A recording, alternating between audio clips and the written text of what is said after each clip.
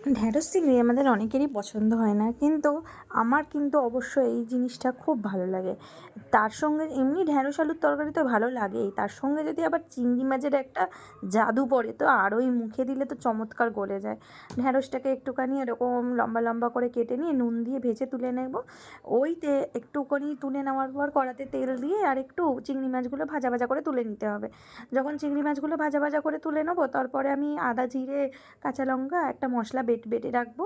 তারপর ওই কড়াতে চিংড়ি মাছ তুলে নেওয়ার পর কড়াতে তেল বেশি করে দিয়ে তার মধ্যে পেঁয়াজ ফোড়নে দিয়ে ভালো করে ভাজা ভাজা করতে হবে। দিয়ে পেঁয়াজটা যখন ভাজা ভাজা হয়ে যাবে, তখন আমরা এর মধ্যে কেটে রাখা লম্বা লম্বা করে আলু দিয়ে দেবো। দিয়ে ভালো করে ভাজা ভাজা করতে হবে। আবার একটু ভাজা ভাজা করলাম, যখন একটু ভাজা ভাজা হয়ে যাবে তখন এর মধ্যে দিয়ে দেবো নুন আর সামান্য হলুদ, আর লঙ্কা গুঁড়ো কালারিংয়ের জন্য দিতে পারো। দিয়ে যে বেটে রাখা মশলাটা আছে ওটা দিয়ে দেবো। দিয়ে দেওয়ার পর আর একটু ভালো করে মশলাটাকে কষাতে হবে। ততক্ষণ কষাতে হবে যতক্ষণ না তেল ছেড়ে দেবে। ভালো করে কষানো হয়ে গেলে তারপরে দেবো টমেটো। টমেটোটা তোমরা আগেই দিতে পারো, কিন্তু আমার আবার টমেটোটা একটু কাঁচা কাঁচা থাকবে, বেশ ভালো লাগে দেখতে।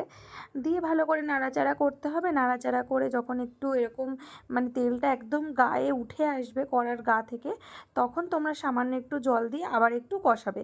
কষিয়ে কষিয়ে নেবে। কষিয়ে নেওয়ার পর যখন দেখবে ওই মশলাটা পুরো একদম উঠে গেছে, তেলটা জলটা নেই, তখন গরম জল বা এমনি ঠান্ডা নর্মাল জল, যতটা ঝোল খাবে, যদি কেউ অনেকে ঝোল ঝোলও খায়, আবার অনেকে গা মাখাও খায়, আমাদের বাড়িতে এটা আবার একটু গা মাখা করে।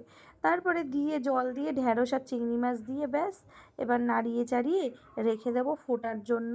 ভালো করে ফুটে গেলে ব্যাস একটুখানি ঝাল নুন মিষ্টিটা একটু চেক করে নেবো। তারপরেই এবার মজা, গরম ভাতে সার্ভ করে দেখো এটা কেমন লাগে। মানে রুটির সাথে তো ভালো লাগেই, কিন্তু দুপুরে ভাতের সাথে যদি এটা হয় আমাদের বাড়িতে তো আর কেউ দেখবে না, সবই শেষ।